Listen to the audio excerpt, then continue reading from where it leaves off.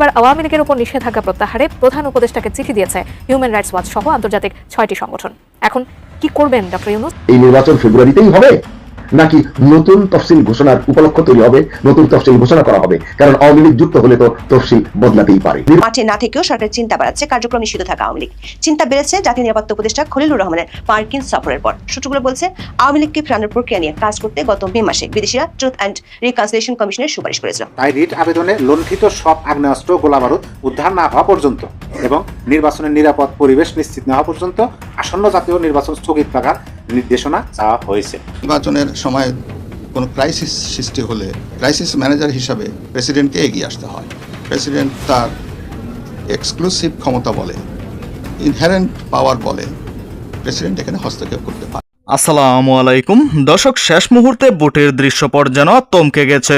হঠাৎ রাষ্ট্রপতির অ্যাকশন শুরু হয়ে সবাইকে চমকে দিয়েছে, কিন্তু নির্বাচনকে পুরোপুরি এগোতে দেওয়া হলো না। আদালতের রায়ই সবকিছু আটকে দিল। এখন রাজনৈতিক মহলে উত্তেজনা, সব দৃষ্টি এখন আদালতের দিকে। আসলে এই পরিস্থিতি দেশের গণতান্ত্রিক প্রক্রিয়ায় কি প্রভাব ফেলবে তা দেখা বাকি। দর্শক, এ বিষয়ে বিস্তারিত জানতে পারবেন এই ভিডিওতে, তাই 1 সেকেন্ডও না টেনে পুরো ভিডিওটি দেখবেন। চ্যানেলে নতুন হলে সাবস্ক্রাইব করে রাখবেন পরবর্তী আপডেট পাওয়ার জন্য। ভিডিওতে একটি লাইক করে দেখতে থাকুন সম্পূর্ণ ভিডিওটি। আড়ালে সরকারের মানে যমুনার যে চিন্তা সেটি একেবারে ভিন্ন কিছু নিয়ে, যারা মাঠে নেই তাদেরকে নিয়ে। মাঠে না থেকেও সরকারের চিন্তা বাড়াচ্ছে কার্যক্রম নিষিদ্ধ থাকা আওয়ামী লীগ। চিন্তা বেড়েছে জাতীয় নিরাপত্তা উপদেষ্টা খলিলুর রহমানের মার্কিন সফরের পর। সূত্রগুলো বলছে আওয়ামী লীগকে ফেরানোর প্রক্রিয়া নিয়ে কাজ করতে গত মে মাসে বিদেশিরা ট্রুথ অ্যান্ড রিকনসিলিয়েশন কমিশনের সুপারিশ করেছিল। সেজন্য সরকারের আইন উপদেষ্টা ও সাবেক প্রধান বিচারপতি দক্ষিণ আফ্রিকা সফর করেছিলেন। সে চিন্তায় কেন ভাটা পড়েছে সে বিষয়ে জানতে চেয়েছে আমেরিকা সহ বেশ কয়েকটি দেশ। সাথে যোগ হয়েছে আরো বেশ কয়েকটি দেশ এবং সংস্থার পক্ষ থেকে অন্তর্ভুক্তিমূলক নির্বাচনের চাপ। আবার গোয়েন্দা সংস্থাগুলোর আশঙ্কা হলো নির্বাচনের মাঠ থেকে আওয়ামী লীগকে পুরোপুরি বাইরে রাখায় সহিংসতা আর বিশৃঙ্খলা বেড়ে যেতে পারে বহুগুণে, যেটি সামাল দেয়া অসম্ভব হয়ে পড়তে পারে। সাথে সংখ্যালঘু নির্যাতনের ঘটনা বাড়লে বিদেশিদের প্রশ্নের মুখে পড়তে হতে পারে সরকারকে। গোয়েন্দা সূত্রগুলো বলছে নির্বাচনের বিরুদ্ধে আওয়ামী লীগের নেতাকর্মীরা 18 জানুয়ারির পর ব্যাপকভাবে সক্রিয় হতে পারে। এমন পরিস্থিতিতে দেশে ও বিদেশে নানা তরফ থেকে আওয়ামী লীগকে নিয়ে আসা নানামুখী চাপ নিয়ে এখন সরকারকে ভাবতে হচ্ছে। অন্যদিকে সরকারের 3 মিত্রই চিন্তিত কিভাবে আওয়ামী লীগের ভোটগুলো নিজেদের বাক্সে আনা যায়। বলা যায় মাঠে না থেকে মাঠের অনেকখানি দখলে রেখেছে আওয়ামী লীগ। গাজী আতাউর রহমান বলেন 20 জানুয়ারি হলো মনোনয়নপত্র প্রত্যাহারের শেষ দিন। নির্বাচন হলো ফেব্রুয়ারির 12 তারিখ। ফেব্রুয়ারির 12 তারিখের আগ পর্যন্ত যে কোনো কিছু ঘটতে পারে। দর্শক, গত বছরের মে মাসে বিদেশি বেশ কয়েকটি দেশ ও সংস্থার পক্ষ থেকে সরকারকে ট্রুথ অ্যান্ড রিকনসিলিয়েশন কমিশন গঠনের প্রস্তাব দেওয়া হয়েছিল। 10 মে আইন উপদেষ্টা আসিফ নজরুল জানিয়েছিলেন এই কমিশন গঠন করবে সরকার। পৃথিবীর বিভিন্ন দেশে এ ধরনের কমিশন গঠন করার জন্য দক্ষিণ আফ্রিকার কথা স্মরণ করা হয়। কারণ 1995 সালে সর্বজন শ্রদ্ধেয় আর্টস বিশপ ডেসমন্ড তুতুর নেতৃত্বে সেখানে যে ট্রুথ অ্যান্ড রিকনসিলিয়েশন কমিশন গঠন করা হয় তার অনুসৃত প্রক্রিয়া, পদ্ধতি, বিধিবিধান সবই আদর্শ ও অনুসরণযোগ্য বলে সারা পৃথিবীতে মান্যতা পেয়েছে। এরপর কিভাবে এই কমিশন গঠন করা যায় সে অভিজ্ঞতা নিতে দক্ষিণ আফ্রিকায় যান আইন উপদেষ্টা ডক্টর আসিফ নজরুল ও সাবেক প্রধান বিচারপতি সৈয়দ রেফাত আহমেদ। কিন্তু সফর থেকে ফিরে তাদের সে পথে আর আগাতে দেখা যায়নি। অবশ্য তার আগেই বিদেশিদের চাপ সামলানোর জন্য অধ্যাপক ইউনূস কয়েকটি বিদেশি মিডিয়াকে সাক্ষাৎকার দিয়ে বলেন আওয়ামী লীগ নির্বাচন করবে কিনা সেটি তাদের সিদ্ধান্ত নিতে হবে। এরপর সাবেক প্রধানমন্ত্রী শেখ হাসিনা বলেছিলেন তার দল নির্বাচনে অংশ নিতে চায়। 13 জানুয়ারি সন্ধ্যা অধ্যাপক ইউনূসের সাথে দেখা করেন ডোনাল্ড ট্রাম্প প্রশাসনের দায়িত্ব পালন করে যুক্তরাষ্ট্রের 2 সাবেক জ্যেষ্ঠ কূটনৈতিক অ্যালবার্ট গম্বিস ও মরস্টান। তারা আওয়ামী লীগের উপর নিষেধাজ্ঞা তুলে নেয় এবং ট্রুথ অ্যান্ড রিকনসিলিয়েশন কমিশনের বিষয়ে জিজ্ঞাসা করেন। অধ্যাপক ইউনূস অবশ্য বলেছেন এই কমিশন করা যেতে পারে, তবে এখন নয়। এটি না করার দায়ভার তিনি চাপিয়েছেন আওয়ামী লীগের উপর, কারণ আওয়ামী লীগ এখনো ক্ষমা চায়নি। সূত্রগুলো বলছে খলিলুর রহমানের সাথে বৈঠকে মার্কিন কর্মকর্তারা অন্তর্বর্তী সরকারের কার্যক্রমে ব্যাপক অসন্তুষ্টির কথা জানিয়েছেন। বিশেষ করে সরকার সমর্থকদের মব সন্ত্রাসের কারণে আইন শৃঙ্খলা পরিস্থিতির অবনতির জন্য সরকারকে পরোক্ষভাবে দায়ী করা হয়। সাথে সংখ্যালঘু নির্যাতনের বিষয়টিও আলোচনায় উঠে আসে।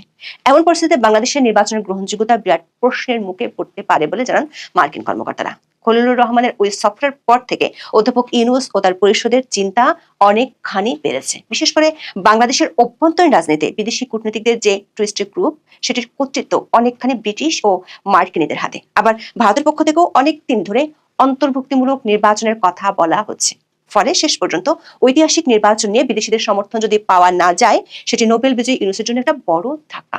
এমন চিন্তার সাথে যোগ হয়েছে গোয়েন্দাদের আশঙ্কা। গোয়েন্দা রিপোর্টগুলো বলছে কার্যক্রম নিষিদ্ধ থাকা আওয়ামী লীগ 18 জানুয়ারির পর থেকে মাঠে নামতে পারে। বিশেষ করে আগের মতো জটিকা মিছিল শুরু করলে জনগণের ভোট নিয়ে শঙ্কা আরো বাড়তে পারে। অন্যদিকে সরকারের মিত্রদের চিন্তা আওয়ামী লীগের ভোট ব্যাংক নিয়ে। বিবিসি বাংলার খবরে বলা হয়েছে, বাংলাদেশে 2026 সালের জাতীয় নির্বাচনে আওয়ামী লীগের ভোট ব্যাংক একটা বড় ভূমিকা রাখতে পারে বলে মনে করেন মাঠ পর্যায়ের সম্ভাব্য প্রার্থীদের অনেকেই। দল হিসেবে আওয়ামী লীগ নির্বাচনের বাইরে থাকার সম্ভাবনায় নৌকার সমর্থক ভোটারদের আকৃষ্ট করতে বিভিন্ন দলের মাঠ পর্যায়ের জোর তৎপরতা দৃশ্যমান হচ্ছে। জন্য স্থানীয় পর্যায়ে নৌকার সমর্থকদের নিরাপত্তার আশ্বাস, মামলা, হামলা ও হয়রানি থেকে রক্ষার ও নানা রকম প্রতিশ্রুতি দেওয়া হচ্ছে। রাজনৈতিক কার্যক্রম নিষিদ্ধ করায় আওয়ামী লীগের পক্ষে নির্বাচনে অংশ নেওয়া অনিশ্চিত হয়ে পড়েছে। ফলে দলটির ভোটারদের সমর্থন আদায়ে নানা কৌশল ও তৎপরতা দেখা যাচ্ছে প্রধান রাজনৈতিক দলগুলোর মাঠ পর্যায়ে। চান আপনারাও এটা পড়ে নিতে পারেন। আমি শিরোনামটা বলি, লুণ্ঠিত অস্ত্র উদ্ধার না হওয়া পর্যন্ত জাতীয় নির্বাচন স্থগিত চেয়ে রিট। এইভাবে যদি আপনারা সার্চ দেন তাহলে আপনারা দেখবেন যে অনেক পত্রিকাতে শিরোনাম হয়েছে, আর আগামীকাল পত্রিকাতে পেয়ে যাবেন ইনশাল্লাহ। দেখেন, আমি প্রথমে আপনাদেরকে রিটটা পড়ে শোনাই, তারপরে আমি বলবো এই রিটের মধ্যে একটা লাইন আমি অবশ্যই সেটা বলবো, সেই লাইনে আমাদের বুঝতে সহযোগিতা করবে যে আদৌ ম্যাট্রিকুলাস প্ল্যানটা কোথায় হয়েছিল, কিভাবে করা হয়েছিল, যেটার প্রতিফলন বাস্তবায়ন আমরা দেখতেছি। দেখেন, রিট আবেদনে উল্লেখ করা হয়েছে, বিভিন্ন গণমাধ্যমের তথ্য অনুযায়ী 2024 সালের গণঅভ্যুত্থানের সময় দেশের বিভিন্ন থানা ও আইন শৃঙ্খলা রক্ষাকারী বাহিনীর কার্যালয় থেকে 5,750টি আগ্নেয়াস্ত্র এবং 6,51,609 রাউন্ড গোলাবারুদ লুট হয়ে যায়। অত্যন্ত উদ্বেগের বিষয় হলো, সরকার এসব অস্ত্র উদ্ধারের পুরস্কার ঘোষণা করা সত্ত্বেও এর একটি উল্লেখযোগ্য অংশ এখনও উদ্ধার করা সম্ভব হয়নি। তারপরে দেখেন, রিট আবেদনে আরও বলা হয়, এই বিপুল পরিমাণ অবৈধ অস্ত্র সন্ত্রাসীদের হাতে থাকায় আসন্ন সংসদ নির্বাচনে ভোটার ও প্রার্থীদের জীবন চরম হুমকির মধ্যে পড়েছে। এরই মধ্যে ঢাকা 8 আসনের সংসদ সদস্য পদপ্রার্থী শরীফ ওসমান হাদির সন্ত্রাসীদের গুলিতে নিহত হওয়ার ঘটনা প্রমাণ করে যে অবৈধ অস্ত্র উদ্ধার না হলে এই নির্বাচন রক্তক্ষয়ী হবে। এছাড়া নির্বাচন কমিশনার অবসরপ্রাপ্ত ব্রিগেডিয়ার জেনারেল আবুল ফজল মোহাম্মদ সানাউল্লাহ বক্তব্য দিয়েছেন যে নির্বাচনের আগে অবৈধ অস্ত্র উদ্ধার করা অত্যন্ত জরুরি। আমি কিন্তু রিটের মধ্যে থেকে সব করে আপনাদেরকে শোনাতেছি। আইনজীবী মামুনুল হাসান রিট আবেদনে আরও উল্লেখ করেন, মানে এই যে রিটটা করছেন নির্বাচন স্থগিত চেয়ে, এটা হচ্ছে আইনজীবী মামুনুল হাসান এর নাম এই ব্যক্তি এই রিটটা করছে। সরকার কিছু সংসদ সদস্য প্রার্থীদের জন্য গানম্যানের ব্যবস্থা করলেও দেশের আপামর ভোটারদের নিরাপত্তার জন্য কোনো কার্যকর ব্যবস্থা গ্রহণ করেনি। এই যে এই লাইনটাই আমাদের বলে দেয় যে ম্যাট্রিকুলাস প্ল্যানটা কোথায় হয়েছে, আমরা সেটা বোঝার চেষ্টা করবো। দেখেন, এই লাইনটা আমি আবার পড়ি, সরকার কিছু সংসদ সদস্য পদপ্রার্থীর জন্য গানম্যানের ব্যবস্থা করলেও, এই যে গানম্যান যে দেওয়া হয়েছে, মানে অল্প কিছু মানুষের দেওয়া হয়েছে, সেইখানেই এই সূক্ষ্ম পরিকল্পনা আমার মনে হয়। আমি সে বিষয়ে আলোচনা করব। এই অবস্থায় লুণ্ঠিত অস্ত্র উদ্ধার না করে নির্বাচনের আয়োজন করা হলে তা বাংলাদেশ সংবিধানের 32 অনুচ্ছেদ অনুযায়ী ভোটার ও প্রার্থীদের মৌলিক অধিকার অর্থাৎ জীবনের অধিকার এর চরম লঙ্ঘন হয়। দিল সরকার কিছুদিন আগে কয়েকজনকে দিল, আমরা দেখলাম যে তার আশেপাশের মানুষদেরকে দিল গানম্যান। এই গানম্যান দ্বারা আরও প্রমাণ হয়েছে যে দেশের সার্বিক অবস্থা ভালো না। দেখেন, এটা আগেই প্রমাণ করে ফেলাইছে যে দেশের অবস্থা ভালো না, নির্বাচন করতে হলে গানম্যানের প্রয়োজন আছে, সেটা সরকার স্বীকার করিয়া সরকারের তরফ থেকে গানম্যান দেওয়া হয়েছে। তাহলে প্রমাণ করছে না, আগেই প্রমাণ করছে যে আইন শৃঙ্খলা পরিস্থিতি খারাপ। দেখেন, 2024-এর 5ই আগস্ট ক্ষমতার পট পরিবর্তন হয়েছে, 8ই আগস্ট ইউনিট সরকার গঠন হয়েছে।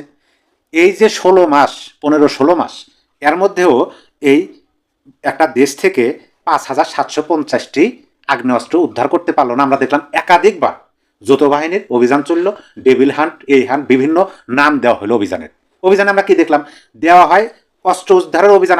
আমরা সংবাদ পাই যে শুধু আওয়ামী লীগ গ্রেপ্তার হচ্ছে, মানে ডেভিল হান্ট, ডেভিল বলতে আওয়ামী লীগ। কারা অস্ত্র লুট করলো, অস্ত্রগুলো কোথায় আছে? 6,51,000। প্রিয় দর্শক, সম্পূর্ণ ভিডিওটি দেখলেন, অবশ্যই বুঝতে পেরেছেন ভিডিওটি গুরুত্বপূর্ণ ছিল। দর্শক, দেখতে দেখতে পরিস্থিতি পরিবর্তন হয়েছে। রাষ্ট্রপতির হঠাৎ অ্যাকশন দেশকে চমকে দিয়েছে, কিন্তু নির্বাচনকে এগোতে দেওয়া হলো না। আদালতের রায়ই এখন সবকিছু স্থগিত করেছে। রাজনৈতিক মহলে উত্তেজনা বিরামহীন, দলের মধ্যে এবং সাধারণ মানুষের মধ্যে শঙ্কা এবং উত্তেজনা তৈরি হয়েছে। প্রশ্ন উঠছে, আগামী দিনগুলোতে ভোট প্রক্রিয়ার নিরাপত্তা এবং স্বচ্ছতা কতটা রক্ষা হবে? দেশের ভবিষ্যৎ, গণতান্ত্রিক প্রতিষ্ঠান এবং নাগরিকদের বিশ্বাস সবকিছুই এখন ঝুঁকির মুখে।